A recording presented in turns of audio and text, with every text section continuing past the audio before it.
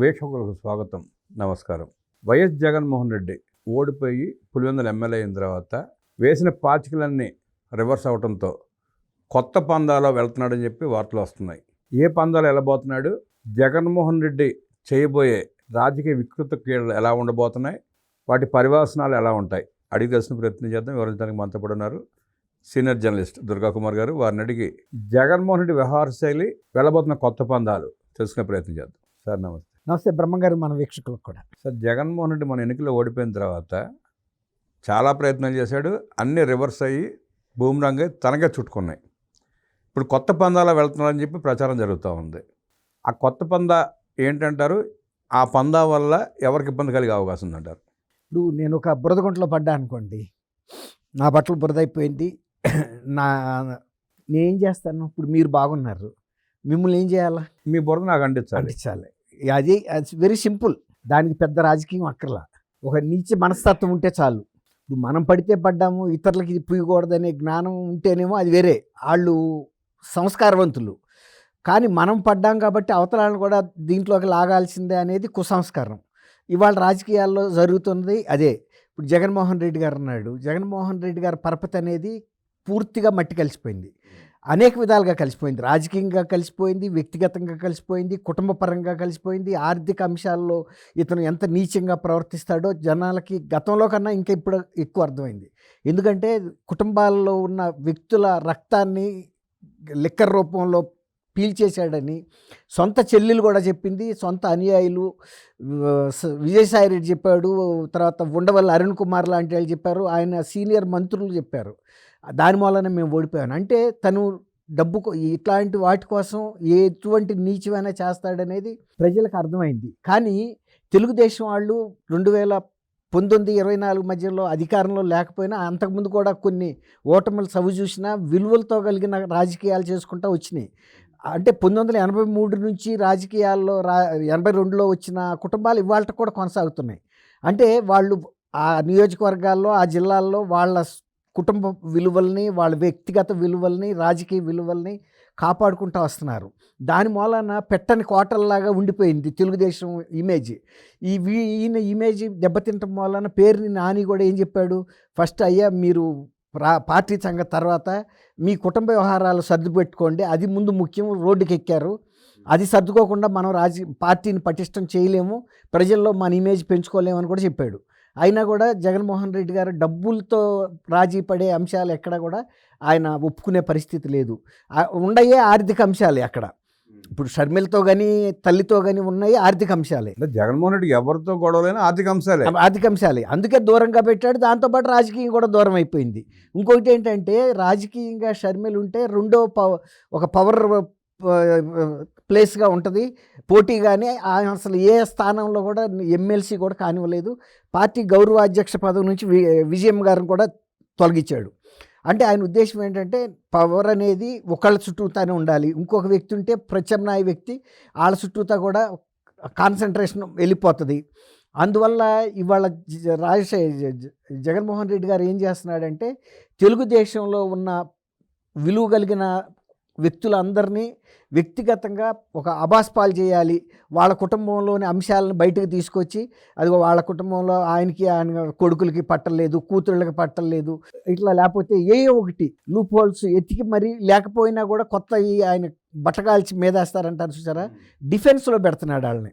ఎందుకంటే నేనే కాదు, వాళ్ళు కూడా క్లీన్ ఇమేజ్లో లేరు అని చూపించడానికి ఒక ప్రయత్నం అయితే జరుగుతుంది. మీరు అన్నట్టు వాళ్ళు కూడా బురద అంటించేశాడు, కడుక్కున చెరిగిపోయే పరిస్థితి లేదు వాళ్ళకి. అదే అంటున్నా, అట్లా చేయటం ఈజీ.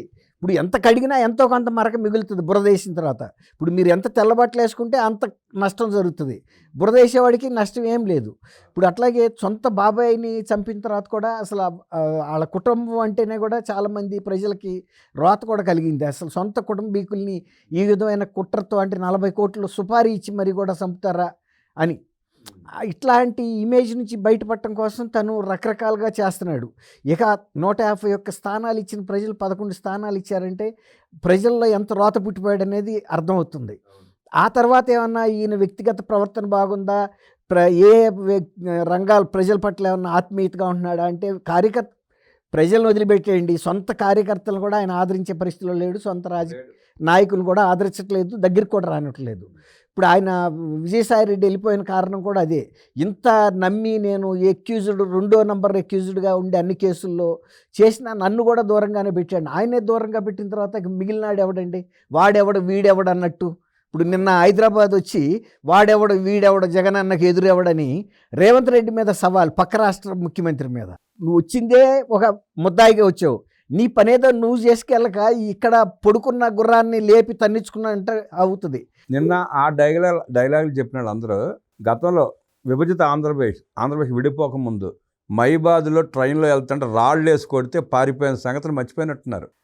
జగన్మోహన్ రెడ్డిని మైబాద్ రైల్వే స్టేషన్లో రాళ్లతో కొట్టారు, కిందకి అడుగు పెట్టిన వాళ్ళ ట్రైన్లో నుంచి. అప్పుడు సురేఖ వీళ్ళందరూ కూడా పాపం ఆయన్ని నమ్ముకుని వాళ్ళ రాజకీయ భవిష్యత్తే ప్రశ్నార్థకమైంది. అవును, మళ్ళీ ఆమెకు తెలుగుగలది, సీనియారిటీ ఉంది, ప్రజల్లో కొంచెం ఉంది కాబట్టి తట్టుకుని వచ్చింది. కానీ నిన్న వచ్చిన పుడింగ్లు అంతా ఆరోగ్యం అయిపోయారు. అదే కదా.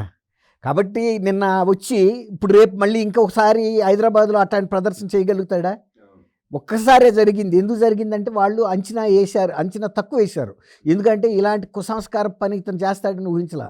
ఒక పక్క రాష్ట్ర ముఖ్యమంత్రిగా ఒక ముద్దాయిగా కోర్టుకు వచ్చి గౌరవప్రదంగా తన పని తను వెళ్తాడు అనుకుంటారు. కానీ ఈ విధమైనటువంటి అరాచకమైనటువంటి ప్రదర్శన చేసి తనకుండా అక్రమ ఆస్తులు ఎలా ఉన్నాయో చూపించడానికి ఒక అగ్లీ ప్రదర్శన, అశ్లీల ప్రదర్శన, అది ఒక రకంగా అశ్లీల ప్రదర్శన. తనకుండా డబ్బుని ఒక స్పెషల్ ఫ్లైట్లో రావటం, ఏం పెద్ద కార్యక్రమానికి వస్తున్నావు నువ్వు, ఒక కోర్టులో ముద్దాయిగా 3 నిమిషాలు అక్కడ నిలబడటం కోసం వాయిదాకి. ఎందుకంటే వ్యక్తిగతంగా హాజరు కమ్మని చెప్పారు. నీ శక్తి వంచన లేకుండా తిరస్కరించడానికి ప్రయత్నించావు. మ్యాక్సిమం ట్రై చేశాడు, అవ్వలేదు. అంటే ఏమనుకున్నాడంటే ఈ న్యాయ వ్యవస్థ కానీ రాజ్యాంగం కానీ రాజ్యాంగ వ్యవస్థలు కానీ నాకుండా ఆస్తి ముందు నాకుండా అధికారం. నేను ఒకప్పుడు 2019లో 151 స్థానాలు గెలిచిన వ్యక్తిని కాబట్టి ఒక 30 ఏళ్ల పాటు 2-3 స్థానాలు అటో ఇట్లో గెలుస్తానే తప్ప నాకు ఎదురు ఏముంది అనుకున్నాడు. ఇప్పుడు కూడా అదే విలువ ఇవ్వండి అంటాడు. ఆ 151 స్థానాలు ఒకప్పుడు నేను గెలిచా కదా, అలాగే ఆ ముఖ్యమంత్రి హోదాలో నన్ను చూడండి, చట్టాలు న్యాయస్థానాలు రాజ్యాంగ వ్యవస్థలో నాకు పట్టవు, నన్ను ఆపకూడదనేది ఆయన ఉద్దేశం. లేకపోతే పర్యటన, నిన్న ఒకరోజు పర్యటనకి ఆయన ఏమన్నా అధికార ప్రకటన ఎందుకండి జారీ చేయటం, నువ్వు వస్తుంది కోర్టులో న్యాయమూర్తి గారు పిలిచే వరకు నువ్వు అక్కడ వెయిట్ చేయాలి. ఎప్పుడు పిలుస్తారో తెలియదు, ఎందుకంటే ఆ కోర్టు ప్రొసీజర్లో నీ కేసు నెంబర్ ఎంత ఉందో ఆ నెంబర్ ప్రకారం పిలుస్తారు. ఆ విచారణ జరిగే సందర్భాల్లో కొన్ని 10 నిమిషాలు ఎక్కువ జరుగుతాయి, 10 నిమిషాలు తక్కువ జరుగుతాయి, నువ్వైతే వెయిట్ చేయాల్సిందే. దానికి పెద్ద అధికారికంగా ఈయన వస్తున్నాడు, రాజు కదిలే ఏదో అంటారు కదా, రాజు వెడలే రవితేజంగా. అట్లాగే నిన్న ఒక ముద్దాయిగా వస్తూ కూడా పెద్ద అధికారిక ప్రకటన, ఈయనేదో నీ ఇంటికి నువ్వు వెళ్తున్నావు, నువ్వేమన్నా ప్రజా జీవితంలో ఉన్న గవర్నర్ గారిని కలుస్తున్నావా, లేకపోతే రాష్ట్రపతి గారిని కలుస్తున్నావా, లేకపోతే ఏమన్నా ప్రజా జీవితానికి సంబంధించిన అంశాలు అటెండ్ అవుతున్నావా, నీ ఇంటికి నువ్వు వెళ్ళటానికి అదొక పెద్ద తన బలాన్ని కోర్టుకు చూపించి బ్లాక్మెయిల్ చేసే ప్రయత్నంలో భాగంగా చేశాడు తప్ప ఖచ్చితంగా. అదే వ్యక్తి నిన్న విజయవాడ ఎయిర్పోర్ట్లో ఎవడు రాలా, పట్టించుకోవాలా, మళ్ళీ ఎలహంకి వెళ్ళాడు నిన్న అక్కడి నుంచి. అవును, అక్కడికి ఒకటి రాలా, ఒకటి దేకలా. అక్కడక్కర్లా. మీరు అన్నట్టు ఇక్కడ ఏంటంటే న్యాయ వ్యవస్థని రాజ్యాంగ వ్యవస్థల్ని న్యాయమూర్తుల నైతిక బలాన్ని దెబ్బతీయటం కోసం నా వెనకాల ఇంత బలం ఉంది, ఇంత అట్టాసంగా ఉంది, నేనేం మామూలు వ్యక్తిని కాదు, స్పెషల్ ఫ్లైట్లో వచ్చాను, ఆఫ్టర్ ఆల్ మీ చిన్న వాయిదాకని చూపించుకోవటం కోసం మీరు అన్నట్టు ఈ దర్పాన్ని రేపు నిన్న కోర్టులోకి వస్తా తోడి పెళ్లి కొడుకులు వచ్చినట్టు ఆయన వెనకాల, ఎందుకంటే పేరు నాని కోర్టులోకి వెళ్ళి పీకేదేముంది, పేరు నాని వచ్చింది, విడుదల రజనీ వచ్చింది, చాలా మంది వచ్చారు స్పెషల్ ఫ్లైట్లో. ఎందుకు అనేక సామాజిక వర్గాలకు చెందిన వ్యక్తులను కూడా తీసుకొచ్చి ఆ విధంగా ఇక్కడ హైదరాబాద్లో ఉన్న సామాజిక మొబిలైజ్ చేయడానికి కోసం ప్రయత్నం చేశాడు. అది కూడా నిన్న ఇంటెలిజెన్స్ వాళ్ళు ఇతన్ని తక్కువ అంచనా వేశారు. రేపు ఇట్లాగే స్పెషల్ ఫ్లైట్లో వచ్చినా, బై రోడ్డు వచ్చినా, ఇంకొక రకంగా వచ్చినా కోర్టుకి ఒక్కడగానే పంపుతారు తప్ప ఇలాంటి పిచ్చి ప్రదర్శన. అసలు కేటీఆర్ ఎందుకు మాట్లాడలేదండి నిన్న? ఇప్పుడు అంతకుముందు చంద్రబాబు నాయుడు గారు అరెస్ట్ అయినప్పుడు సంస్కారవంతంగా ఐటీ ఉద్యోగులు నిరసన తెలిపితేనే ఇక్కడేం నిరసన మీకు అవసరం ఉన్నాడు. నిన్న వాళ్ళిద్దరు మంచి ఫ్రెండ్స్ అయితే అయ్యాడు. ఇప్పుడు చెప్పాలి కదా, నువ్వు ఒక ముద్దాయిగా వచ్చి మా హైదరాబాద్లో ఈ ఆడెవడో ఈడెవడో జగన్ అన్నకు ఎదురెవడో రఫా అని ఇట్లాంటి కల్చర్ ఎందుకు చేస్తున్నావు అని అడగాలి కదండి. మా రాష్ట్రంలో శాంతి భద్రతలకు విఘాతం కలిగించే అవసరం ఏముంది? అవసరమైతే ఆయన కేంద్రానికి కూడా విజ్ఞప్తి చేయాలి. అవసరమైతే అతన్ని విచారిస్తున్న ఆ స్పెషల్ కోర్టు ఏదో ఆంధ్రప్రదేశ్కి పంపించేయండి, హైదరాబాద్ రావడానికి వీల్లేదు, అక్కడ దుర్మార్గపు కల్చర్ అంతా తీసుకొచ్చి మా రాష్ట్రాన్ని పాడు చేస్తున్నా అని చెప్పాలి కదా. అంటే సార్ ఇక్కడ ఎక్కువ ప్రాబ్లం ఏంటంటే ఆ వైఎస్ రాజశేఖర రెడ్డి ముఖ్యమంత్రిగా ఉన్నప్పుడు దోచుకున్న ఆస్తులు చాలా హైదరాబాద్లో ఉన్నాయి. తెలంగాణ పరిధిలో ఉన్నాయి, తెలంగాణలో ఉన్నాయి. మరి బయటకి ఎట్లా ట్రాన్స్ఫర్ చేస్తారు? అది వేరు. ఇప్పుడు ఇతని కేసుని ఇక్కడికి పెట్టొద్దు, ఎందుకంటే తీసుకొచ్చి న్యూసెన్స్ అంతా. ఇప్పుడు ఒక కరోనా వచ్చిందండి ఒకడికి, ఆ కరోనా వ్యక్తిని ఇంటికి రానిస్తారా? అట్లాగే ఇప్పుడు ఇతను ఈ బ్యాడ్ కల్చర్ని తీసుకొచ్చి ఇక్కడ పోస్తున్నాడు కాబట్టి ఈ కోర్టుని అక్కడ పంపించేయండి. అతను వచ్చి నిన్న అసలు అడగాలి. ఇతను అంతకుముందు చంద్రబాబు నాయుడు గారి విషయంలో మాట్లాడిన వ్యక్తి వాళ్ళు ఎందుకు సైలెంట్ అయ్యాడు? తర్వాత వాళ్ళ ఫ్లెక్సీలో కూడా కేటీఆర్ బొమ్మ పెట్టారు. అంటే ఒక రకంగా వాళ్ళు ఇక్కడ తెలంగాణ ప్రభుత్వాన్ని కూడా సవాల్ చేస్తున్నారు. ఒక రాజకీయ క్రమశిక్షణ కలిగిన కేటీఆర్ లాంటి వ్యక్తిని కూడా మౌనంగా వహించే విధంగా వాళ్ళ కటౌట్ పెడతారు. ఆయన ఫోటోలు వాడారు. అయినా సరే కేటీఆర్ మెత్తబడకూడదు. తప్పుని తప్పే. ఆ రోజు నేను చంద్రబాబు నాయుడు గారు అరెస్ట్ అప్పుడు ఇక్కడ వద్దని చెప్పాం. అట్లాగే కేటీఆర్ ఫ్లెక్సీ పెట్టారంటే కేటీఆర్ కూడా మనుషులను పంపించుంటాడు, బహుశా పంపించుండొచ్చు తన పార్టీ కార్యకర్త. ఇప్పుడు నిన్న ఇది అశ్లీలమైనటువంటి ప్రదర్శన, వికారంగా ఉంది. అది చూస్తేనే డబ్బు ఖర్చు పెట్టి రకరకాల మొబిలైజ్ చేసి కోర్టుకి వెళ్తున్నావు. నువ్వు ఎక్కడికి వెళ్తున్నావు? ఏమన్నా పెద్ద రాజ్య కార్యక్రమానికి వెళ్తున్నావా, ప్రజా కార్యక్రమానికి వెళ్తున్నావా, లేకపోతే ఏమన్నా ప్రజా ఉద్యమానికి వెళ్తున్నావా? కోర్టుకు కూడా ప్రజా పోరాటాలు చేసి వెళ్ళా, దొంగతనం చేసి వెళ్ళాడు. 45,000 కోట్ల రూపాయల డబ్బులు సీజ్ అయ్యి జప్తులో ఉండి ఈడీ సీజ్ చేసింది 40,000 కోట్లు. మార్కెట్ వాల్యూ 1,00,000 కోట్ల పైన ఉంటుంది. ఆ కేసుల గురించి ఒక 20 కేసులు నీ మీద ఉంటే 2 10 కేసులు, అవన్నీ కూడా జాతీయ స్థాయి నేరాలకు సంబంధించిన కేసులు. నిన్న నువ్వు అంత ఊరేగింపుగా వచ్చి ఇక్కడ హైదరాబాద్లో ఏ వ్యవస్థలని, ఒక రకంగా పోలీస్ వ్యవస్థకు సవాల్ ఇచ్చినాడు, ఒక ప్రభుత్వానికి సవాల్ ఇచ్చినాడు, ఒక న్యాయ వ్యవస్థకు సవాల్ ఇచ్చినాడు, ఇక్కడ ప్రజా వివేకాన్ని కూడా ప్రశ్నించాడు. నువ్వు ఈ హైదరాబాద్లో ఎవరు మానాళ్ళు వాళ్ళ పనులకి వాళ్ళు వెళ్తున్నారు. అనేక మంది నిన్న కోర్టు కేసులకి నీలాగా వెళ్ళిన వాళ్ళు అనేక మంది ఉన్నారు. అక్కడ ఇన్సిడెంట్ గమ్మత్తుగా చూసారా? కొంతమంది అదే ఇట్లాగే డబ్బులు ఇచ్చి తీసుకొచ్చిన వాళ్ళకి 40 కోట్లు వేసి లాయర్లు అని భ్రమ కల్పించేలాగా వాళ్ళు జగన్మోహన్ రెడ్డి ఫోటోలు తీసేలాగా బిల్డప్. మళ్ళీ ఇంకోటి అండి, కోర్టు హాల్లోనూ ప్రజా చట్టసభల్లోనూ కొన్ని మర్యాదలు పాటించాలి. నువ్వు ఎక్కడ పాటించినా పాటిపోయినా ఇవి రాజ్యాంగ వ్యవస్థల్లో మూల స్తంభాలు.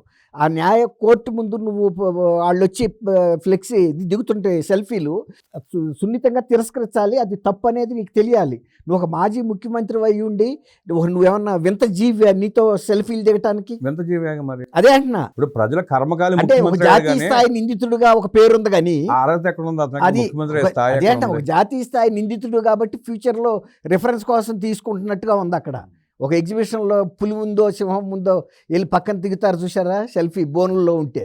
అట్లాగే నువ్వు కూడా రేపు ఇంత పెద్ద నేరస్తుడితో ఫోటోలు దిగాడని చూపించుకోవటానికి తప్ప ఎందుకు పనికి వస్తుందండి?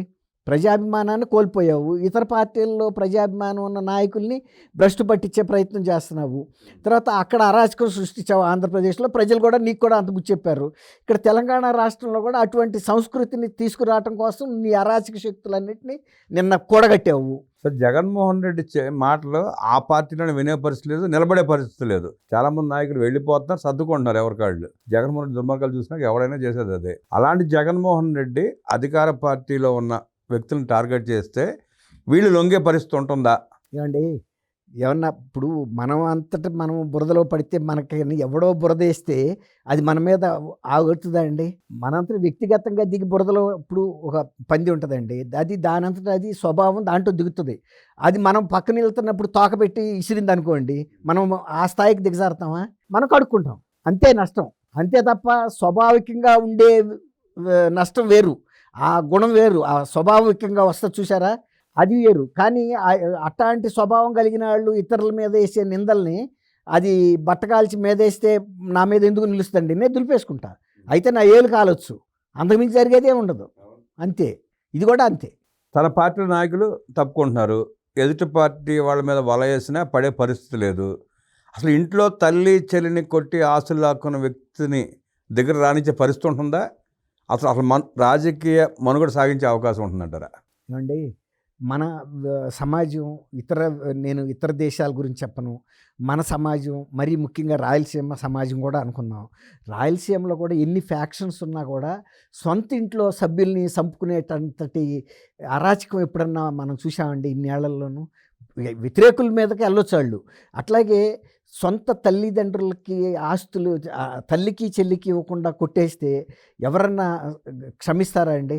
ఇప్పుడు దీనికి చట్టాలు అక్కర్లా, పెద్ద పెద్ద న్యాయస్థానాలు అక్కర్లా, సుప్రీంకోర్టులు అక్కర్లా. ప్రజల మనసులోనే ఆలోచిస్తారు, న్యాయం చెబుతారు. అందుకే కదా మొన్న ఆ చెల్లెళ్ళు ఇద్దరు కూడా మాకు ప్రాణభిక్ష పెట్టమని చెంగు పట్టుకున్నప్పుడు ప్రజలందరూ కూడా ఒప్పుకున్నారు. అవును, దుర్మార్గుడే, మేము తప్పు చేశాము, 2019లో 24లో మేము తప్పు దిద్దుకున్నామని ఎంత గట్టిగా చెప్పారో మీరు చూశారు. కాబట్టి ఇటువంటి వ్యక్తుల్ని సమాజం ఎందుకు ఆదరిస్తుంది బ్రహ్మంగారు? ఇప్పుడు మీరు దాదాపు 50+ ఉన్నారు, నేను 60+, 65+ ఉన్నా. ఇలాంటి మనం ఎంతమందిని చూడలేదు. నైతికంగా ఇలాంటి స్వభావం కలిగిన వ్యక్తుల్ని సభ్య సమాజం, సంస్కారవంతమైన సమాజం, ప్రజాస్వామ్య సమాజం, క్రమశిక్షణ గల సమాజం, సహజ న్యాయాన్ని పాటించే సమాజం ఖచ్చితంగా ఖండించి తీరుతారు, దూరంగా కూడా పెడతారు. సరే, ఇలాంటి సమయంలో జగన్మోహన్ రెడ్డి లాంటి వికృత రాజకీయ క్రీడలు ఆడేవాడు ఉన్న రాష్ట్రంలో తెలుగుదేశం పార్టీ కార్యకర్తలు ఎలాంటి పాత్ర పోషిస్తే బాగుంటుందంటారు? తెలుగుదేశం వాళ్ళు 1982 నుంచి ఇప్పుడు వరకు ఎటువంటి పాత్ర పోషించి గౌరవప్రదంగా ప్రజలతో మమేకమయ్యారో దానికి భిన్నంగా వెళ్ళాల్సిన అవసరం లేదు. ప్రత్యేకంగా ఈయన గురించి చూడక్కర్లా. వాళ్ళ స్థాయిని తగ్గించుకుని కిందకి రావక్కర్లేదు. వాళ్ళు ఎన్టీ రామారావు గారు ఇచ్చిన దిశానిర్దేశం ఏదుందో, ప్రజలే దేవుళ్ళు, సమాజమే దేవాలయం, ఇంతకన్నా పెద్ద సూత్రం ఏముందండి? అది పట్టుకుని వాళ్ళు వెళ్ళిపోవటం. ఇట్లాంటి వాళ్ళు అనేక మంది వస్తారు, పోతూ ఉంటారు. అవన్నీ పెద్ద పడుచుకోవాల్సిన అవసరం లేదు. ఒక మహానదిలాగా అది కొనసాగుతూనే ఉంటుంది. కాలకేయుడు లాంటి జగన్మోహన్ రెడ్డి వల్ల రాష్ట్రానికి ఎలాంటి ఇబ్బంది లేదని తెలుగుదేశం పార్టీ కార్యకర్తలు ఆ కాలకేయుల నుంచి రాష్ట్రాన్ని కాపాడుకుంటూ అభివృద్ధి చేస్తున్న చంద్రబాబు నాయుడు గారికి తోడ్పాటు అందిస్తే చాలు రాష్ట్ర అభివృద్ధి జరుగుతుందంటూ విశ్లేషించిన దుర్గాకుమార్ గారికి ధన్యవాదాలు తెలియజేస్తూ నమస్కారం.